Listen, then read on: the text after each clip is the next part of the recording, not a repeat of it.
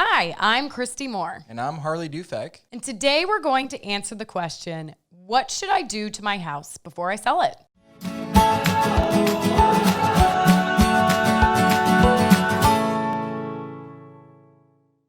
So there's some very basic things that people need to do to their house before they sell it. We're not going to get into a long laundry list because that's part of our room by room review. When you decide to list with us, we go through your house specifically and customize your plan. But there are definitely three things I think are very, very important. And the third thing out of three that I would say needs to be done is lighting. So if you think about it, how do you feel on gloomy days versus sunny days? Do you feel better on a sunny day or worse than a gloomy day? Oh, definitely better. Definitely better, right? So, buyers buy on emotion. You hear me say that every single time. They buy on emotion. So you want them to feel good. You want them to feel like it's home. And lighting is a very inexpensive way to make sure that they feel happy and bright and feel good when they leave the house versus dark and creepy spaces that nobody knows what's lurking around the corner, right? So, and lighting isn't just your light fixtures, which is important to update and clean so that you get good lighting, but also light bulbs. The light bulbs. Yes. So, in other words, get rid of those fluorescent bulbs, put in good quality LED or incandescent bulbs, the good old-fashioned soft white.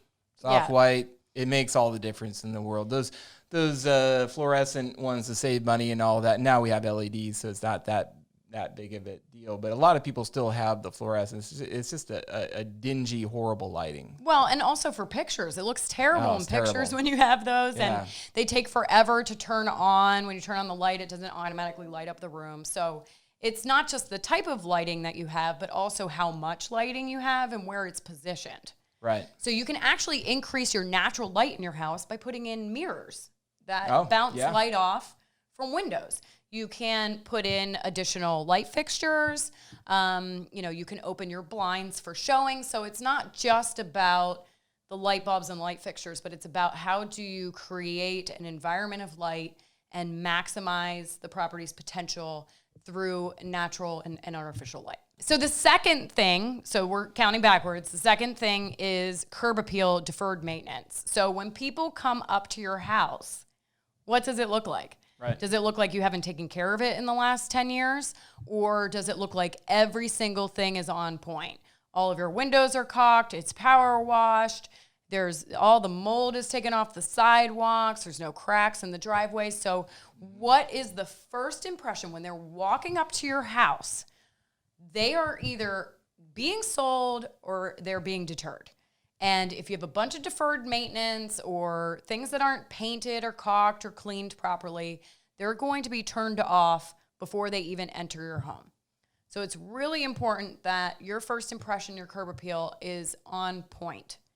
And then once they walk into the house, the number one thing to sell your house is what? How clean is it? How clean is it? How clean. Even if your house isn't updated, even if your house is dated, if it's impeccably clean, you're going to get buyers for your house. Because no one wants to buy your filth. Nobody. No one wants to buy your dirty baseboards.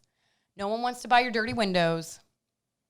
No one wants to buy your, moldy siding. I mean, clean is, I think, the number one thing that people underestimate. It puts a lot of doubt in the buyer mind too. Mm-hmm. Not only just getting over the emotional aspect of that, but it's like if you're selling your car and you have rust on it and wheels are falling off, are they really going to go pay money for an ASE inspection on that thing? Of course there's other problems with it, right? Or even worse if you have like McDonald's bags and just trash in your car. I mean, people aren't going to pay you top dollar for that. No, they do the same thing on houses, even more so. They judge on the cleanliness. If they grab your door handles on your kitchen, your kitchen knobs or your appliances and they're sticky and they're gross, or, you know, your refrigerator hasn't been cleaned out, your stove is dirty. I mean, it's really a time for a very deep clean of your property. Cleaning like, you know, the president is coming over. I mean, I've every seen single houses stitch of that house should be clean. Should be absolutely clean. I've seen houses that were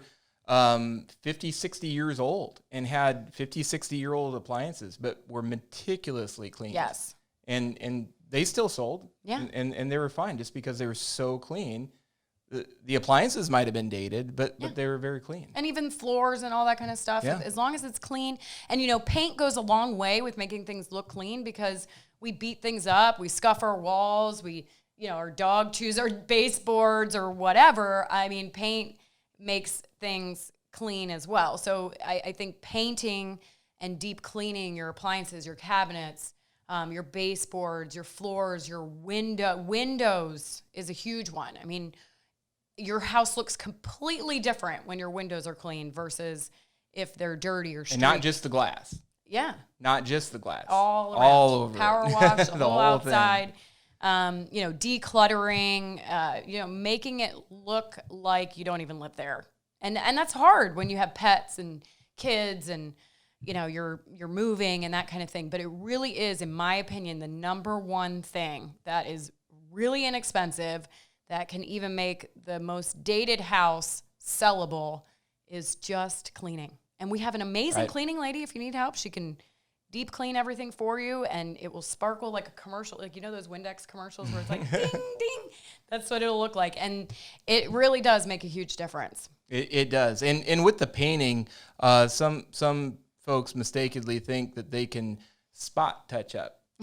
Do not do this. It never turns out. It looks worse. If you think that you can just spot touch something up, it will never be the same shade. You will get a whole bunch of spots in your photos. So consider painting the entire wall if you're going to do it. Absolutely. So if you would like to schedule a room-by-room review when you're selling your house, feel free to call, text, or email us.